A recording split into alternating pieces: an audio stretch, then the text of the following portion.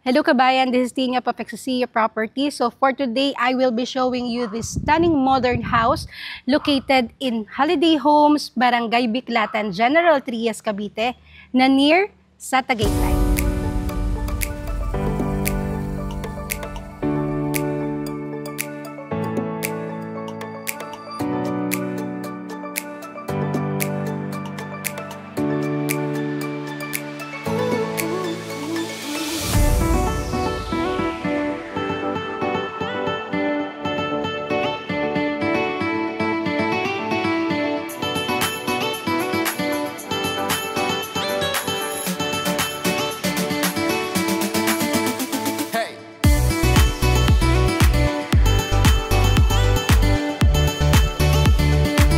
Before we start our open house tour for today, don't forget to follow us on our social media accounts and subscribe to my YouTube channel para lagi kang updated sa upcoming pa nating house tour videos. The interior and exterior of this house is equally impressive.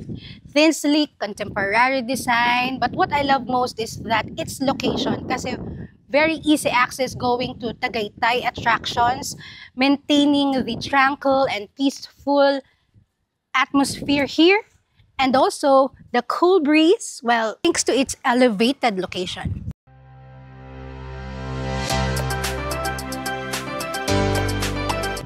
This house, kabayan, is a Adelaida model with 100 square meter lot area and total area of 100 square meters. And as you can see, gated na siya and also with fence.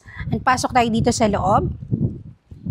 Here is the carport area. So dito meron kang one carport. So ang iyong tiles is non-skid ceramic tiles na 40 by 40 ang sukat. So by the way, yung nakikita nyo na yan is CCTV camera. So kasama yan sa package upon turnover of the unit. So dito tayo sa side na to. Here at the front, meron ka ditong landscape. So, lalagyan pa yan, tataniman pa yan, pero dumaan na nga tayo dito. This is a single attached unit. Meron kang setback dito sa side. Estimated, nasa around 1.5 to 2 meters ang kanyang setback. Now, here is the lanai area. Meron ditong sliding door. And on the rear part, you can use this as the service area. Kasama na ang service counter upon turnover of the unit.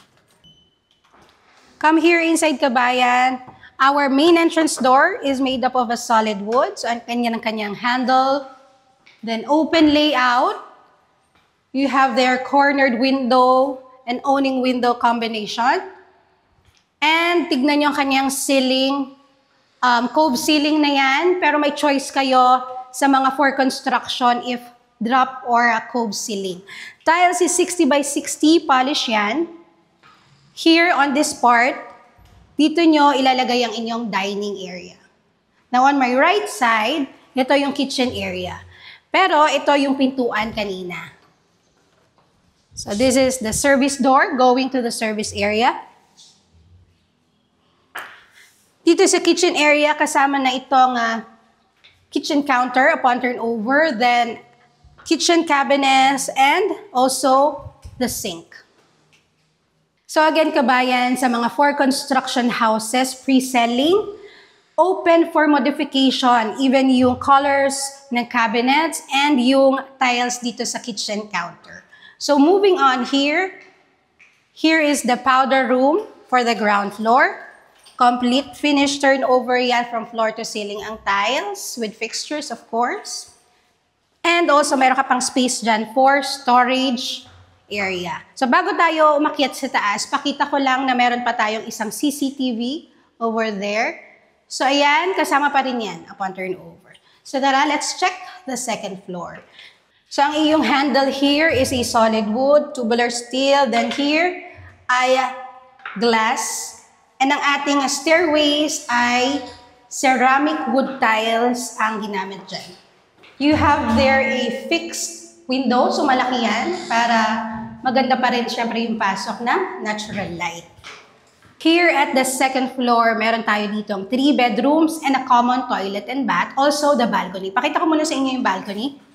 So, si balcony, meron siyang sariling access. So, ang kaniyang tiles dito ay non-skid. Then, tubular steel ang kaniyang railings. Then, glass over here. So, ganyan ang view mo kapag nandito ka sa balcony. Malamig, mahangin. Although may araw, pero malamig pa din. Kasi nga, syempre, malapit na ito sa Tagaytay. So, punta muna tayo dito sa bedroom number 1. So, for the bedroom 1 or the master's bedroom, kasya hanggang king size bed and then cornered ang iyong window with awning as well. Also, kasama na rin itong cabinet. Then, let's move on sa bedroom number 2. For the bedroom number 2, kasya pa din, double to queen size bed. And also, hindi ko pala napakita kanina doon sa master's na meron kayong option if gusto nyo siyang gawing cove, ceiling, or drop. So, ayan. Kasama din dito yung smoke detector alarm. So, free na rin yun. Then, may cabinet na kasama. Here naman tayo sa bedroom number 3. So, dito hanggang double size bed, kasya. And then, yung ceiling niya, tignan nyo, naka-cove ceiling na din yan. Then, merong abang for the window type aircon. Sliding window na siya. At meron ding kasamang cabinet. There you go. Let's move on sa common toilet and bath. So, ito yung common toilet and bath for the 3 bedrooms. So, naka-tiles na din yan. Kasama na yung mga fixtures. Then, from floor to ceiling, ang tiles. So, again, kabayan, ang ating featured property is the Adelaida model na ready for occupancy. Lot area is 100 square meters. Then, floor area is 100 square meters. So, marami itong kasama sa package price niya. And also, aside dito sa General Trias, Cavite, meron din tayong available sa Tansa. And meron din sa part ng Lipa, meron din sa Laguna, sa Tanawan, Batangas. Pero dyan po ay mga for construction or pre-selling. Let's see if may available na ready for occupancy. But the good thing is, open din yon for house modification para sa mga ibang models. So kung kayo ay mapili sa tiles, hindi nyo gusto yung tiles na i-install, pwede nyo naman yung papalitan, no? Basta upon turnover. And available nga lang for construction and pre-selling. Kaya naman kabayan, kung nagustuhan mo ang ating featured property for today at gusto mong mag-viewing, message ka lang. This is Tina of Exosia Properties. Ang aking details is nasa end ng video. Thank you for watching, kabayan!